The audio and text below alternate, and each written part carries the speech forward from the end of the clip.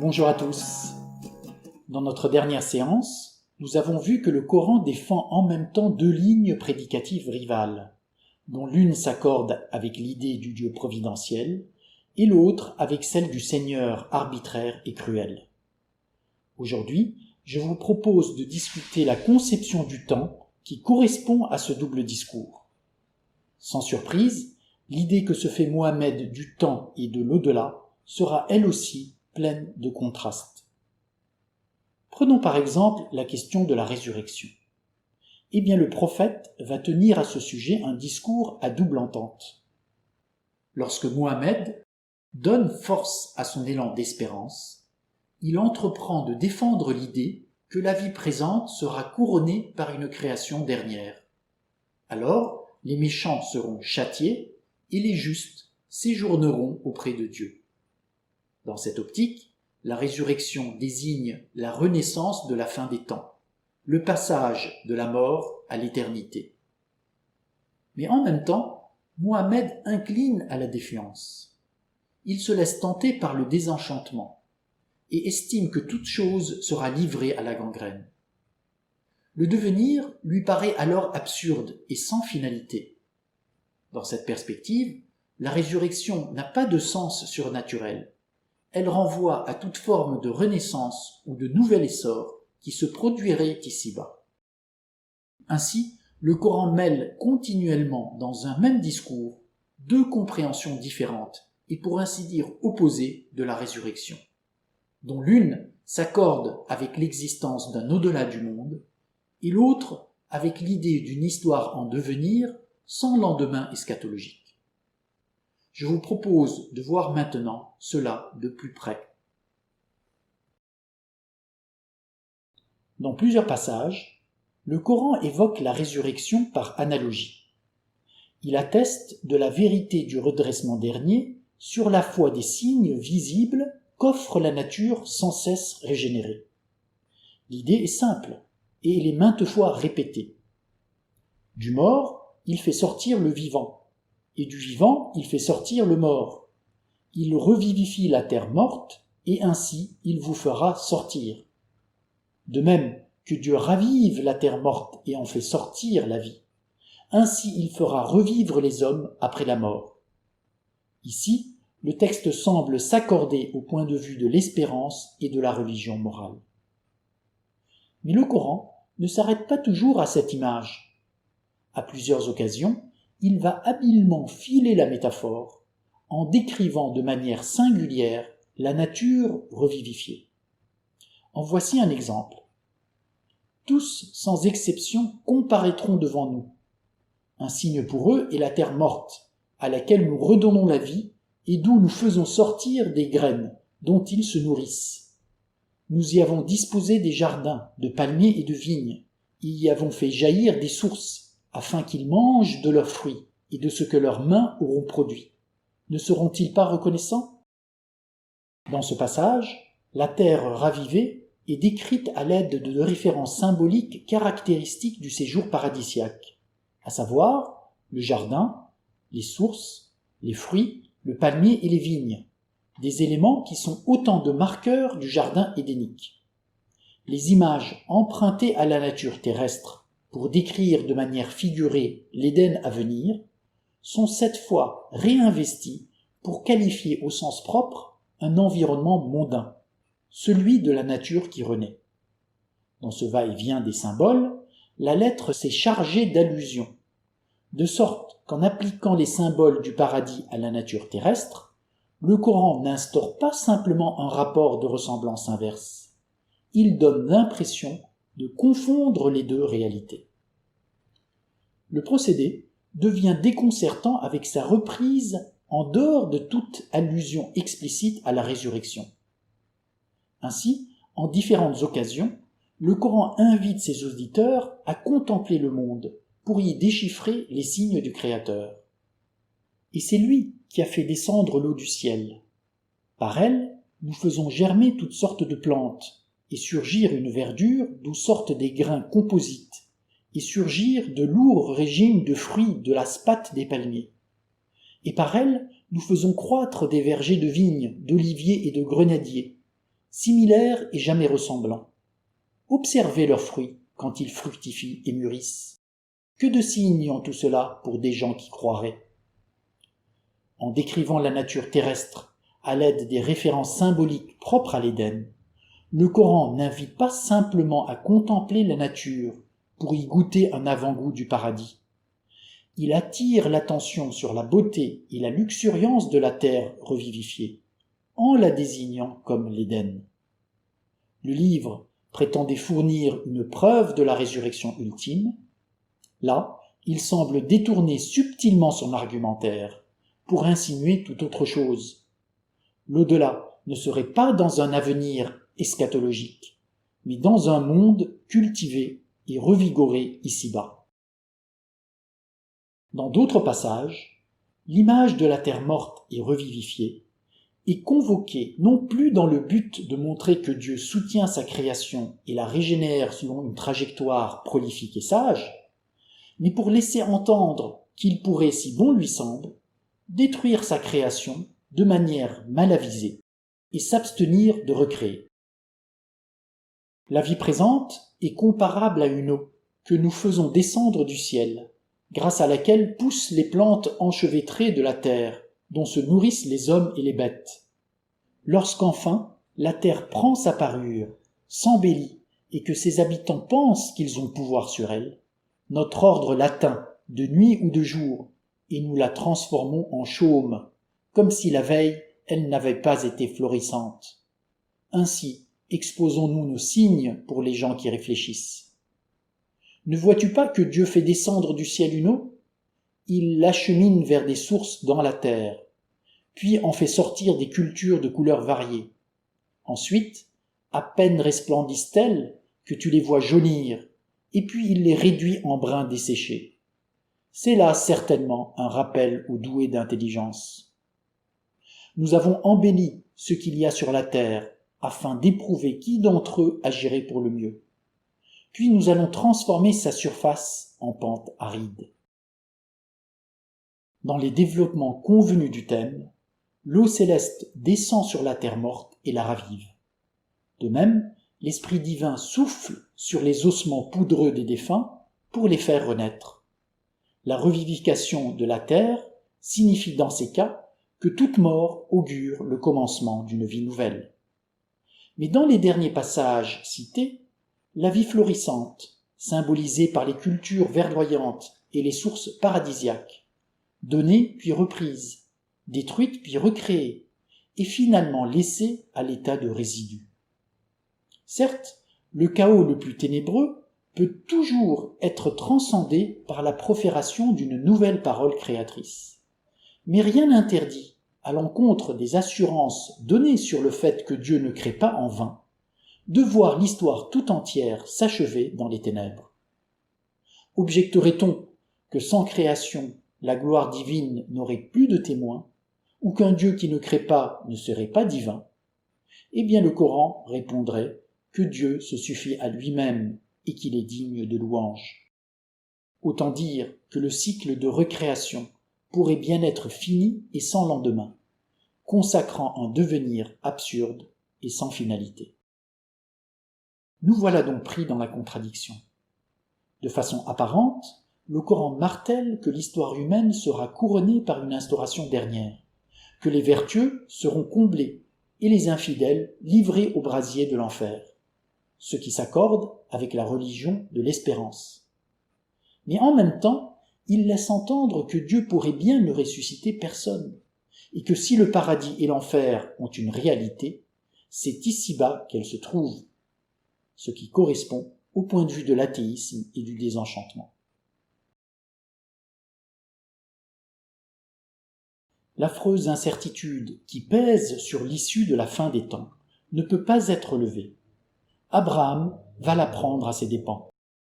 Un jour, il s'avisa de demander à Dieu des assurances concernant la résurrection.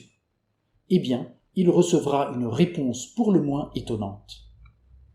Abraham dit : « Mon Seigneur, montre-moi comment tu ressuscites les morts. » « Et quoi, tu ne croirais point ? » ?»« Mais si, c'est seulement pour apaiser mon cœur. » « Prends donc, dit-il, 4 oiseaux, broie-les et place un morceau sur chaque montagne, puis rappelle-les, et ils viendront à tire-d'aile, et sache que Dieu est puissant et sage.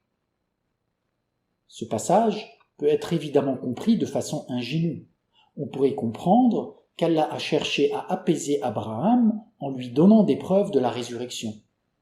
Il lui a demandé de dépecer 4 oiseaux et d'en disperser les dépouilles pour voir comment les volatiles reviendront à lui revigorés et vivants.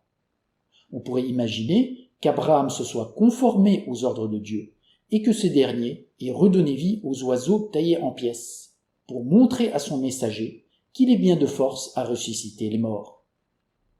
Mais pour qui perçoit la teneur polémique du propos, le récit prend une toute autre signification. De fait, Abraham commence par faire preuve d'une incroyable impudence. Il exige de Dieu des preuves. « Montre-moi comment tu ressuscites les morts. » Quelle audace! En demandant à voir comment Dieu ressuscite les morts, Abraham trahit ses doutes.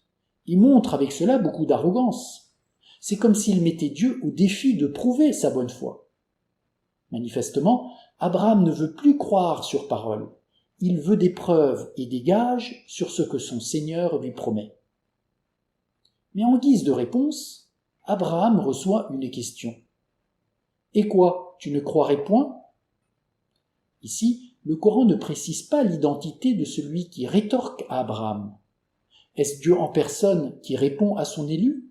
Ou est-ce un autre que Dieu, qu'Abraham aurait pris pour lui et avec lesquels il conteste?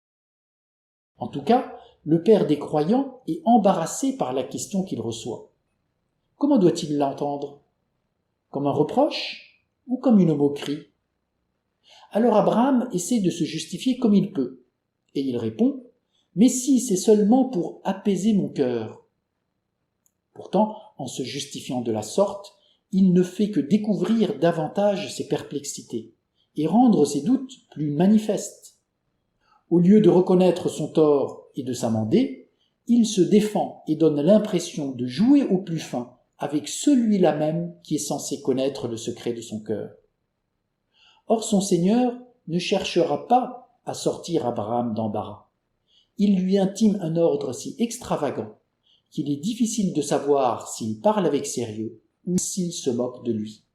« Prends donc, dit-il, 4 oiseaux, broie-les et place un morceau sur chaque montagne, puis rappelle-les, et ils viendront à tire-d'aile, et sache que Dieu est puissant et sage. » Par la suite, le Coran passe sans transition à un autre sujet, en se gardant bien de nous dire si Abraham s'est risqué à l'expérimentation et si les oiseaux ont été ou non ressuscités.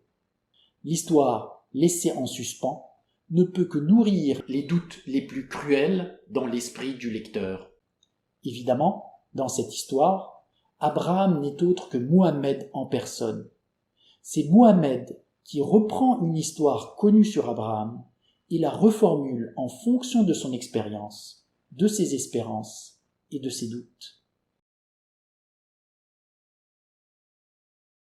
Le prophète arabe ne tranche pas une fois pour toutes entre les thèses de l'espérance et du désenchantement. Il se maintient sur une ligne de crête et reconduit sans cesse les 2 points de vue opposés. D'un côté, porté par l'espérance, Muhammad tente à reprendre à son compte la vision religieuse traditionnelle. Il célèbre la sagesse de Dieu, renouvelle la promesse de la résurrection et exhorte les hommes à tout ordonner en fonction de la grande affaire du salut. Dans cette perspective, le prophète répète que le monde a été tiré du néant par la parole créatrice de Dieu et qu'il a vocation à y replonger pour que s'ouvre l'horizon d'une éternité eschatologique. Ce jour-là, les hommes seront ressuscités et jugés en comparition solennelle. Les justes hériteront du paradis et les réprouvés seront livrés aux flammes de l'enfer. Dans cette présentation, les événements primordiaux que sont la Genèse, l'Apocalypse, le jugement dernier, l'enfer et le paradis inaugurent ou clôturent l'histoire humaine. Le temps du monde s'oppose à l'éternité de Dieu. Mais d'un autre côté, suivant l'inclination de la crainte et du désenchantement, Mohammed insiste sur l'arbitraire du maître des mondes. Il laisse entendre que Dieu pourrait abandonner sa création au néant et appelle les hommes à ne pas perdre de vue la réalité de la finitude. Le Coran insinue en ce sens que le monde pourrait ne pas être ordonné en vue d'un accomplissement dernier, mais qu'il serait plutôt en perpétuelle mutation, incessamment détruit et recréé, sans fin prévisible ni glorieuse. Si l'on s'en tient à cette composante du discours coranique, il ne faudrait plus situer la Genèse, l'Apocalypse, le jugement dernier, l'enfer et le paradis, en amont et en aval du temps du monde. Ces événements dont nous parle le Coran évoqueraient en réalité, sous forme symbolique, l'histoire réelle des hommes et sa dynamique. Ainsi, la Genèse et l'Apocalypse figureraient les événements de création et de destruction qui rythment la dialectique du devenir, tandis que le paradis et l'enfer désigneraient les conditions de vie contrastées dévolues aux hommes ici-bas. Évidemment, le sens de la révélation change du tout au tout selon le parti pris que l'on privilégie. Cela est particulièrement vrai pour les nombreuses descriptions de l'Éden et de la Géhenne qui émaillent la prédication. Prenons par exemple les versets suivants. « Ne vois-tu pas que c'est devant Allah que se prosternent tous ceux qui se tiennent dans les cieux et sur la terre, le soleil, la lune, les étoiles, les montagnes, les arbres, les animaux et beaucoup de gens ? Et beaucoup méritent le châtiment. Celui qu'Allah humilie, nul ne peut l'honorer. Allah fait ce qu'il veut. Voici deux adversaires qui s'opposent à propos de leur Seigneur. Aux ingrats, on taillera des habits de feu. Sur leur tête, l'on versera une eau bouillante, de quoi dissoudre les entrailles et la peau. Et il y aura pour les frapper des verges de fer. Chaque fois que de chagrin ils veulent en sortir, ils y seront ramenés. Goûtez aux tourments de la fournaise. Tandis qu'Allah fait entrer ceux qui ont cru et effectué les œuvres salutaires dans des jardins sous lesquels coulent les ruisseaux. Ils y sont parés de bracelets d'or avec des perles, et leurs vêtements sont tissés de soie. Ils ont été guidés vers la bonne parole, et ils ont été guidés à la voix du louanger. Dans la perspective de l'espérance et de l'éternité, ce passage évoque le châtiment ininterrompu que le Dieu juste et tout-puissant infligera aux réprouvés à la fin des temps, et la récompense éternelle qu'il offrira aux vertueux. Mais à l'horizon du désenchantement et de la finitude, ce même passage parle du malheur dans lequel le prophète aimerait voir les ingrats sombrer ici-bas, et du bonheur qu'il promet aux vertueux dès à présent. Le passage décrit les tourments que subissent les uns et les félicités dont se prévalent les autres sur terre. Plus généralement, c'est l'ensemble du discours coranique qui donne prise à une double interprétation, dont l'une s'accorde avec l'existence d'un au-delà du monde et l'autre avec l'idée d'une histoire en perpétuel devenir, sans lendemain eschatologique. Pour réussir une telle élaboration, l'auteur du Coran recourt à de nombreux termes polysémiques et à tout un ensemble d'ingéniosités linguistiques. Il serait évidemment fastidieux d'exposer ces éléments ici, mais j'invite ceux qui sont intéressés à consulter le chapitre 3 du premier volume de mon essai, qui présente tout cela en détail. En offrant simultanément une double compréhension, le Coran ne fournit pas d'alternative. Il avive une tension extrême, à l'épreuve de laquelle la relation à Dieu devra être assainie et redéployée de façon véridique. On comprend donc que pour le Coran, l'épreuve de la foi ne peut être authentique que si elle procède dans la tension maintenue entre les promesses de l'éternité et les réalités de la finitude. Le véritable croyant doit s'efforcer de tenir les deux bouts de la chaîne. Il doit miser sur l'éternité et tout ordonner en référence à la grande affaire du salut. Mais il doit aussi habiter la terre et y développer sa propre manière d'exister. Dans ces conditions, le fidèle ne s'en tiendrait à aucune orientation unilatérale. Comme on le verra, il cherchera plutôt à répondre des exigences contraires dictées par le double discours du Coran, en engageant un effort de réforme et de relèvement. Alors, pour lui, la Genèse n'évoquerait plus uniquement des événements révolus d'instauration, mais un début sans cesse renouvelé, une aube toujours rallumée. De même, l'avenir, son enfer et son paradis ne désigneraient plus simplement des situations dernières, dont la mise en place est séparée de l'histoire en cours, mais des réalités en train d'advenir et qui pourraient trouver un épilogue à la fin des temps. Aux yeux du prophète, la résurrection se profile dans la continuelle revitalisation de la nature, dans la transformation des sociétés, dans le renouvellement des mondes et dans chaque revigoration de l'âme et du corps. La résurrection a déjà eu lieu, elle est en train de se produire et elle figure l'espérance d'une seconde renaissance après la mort.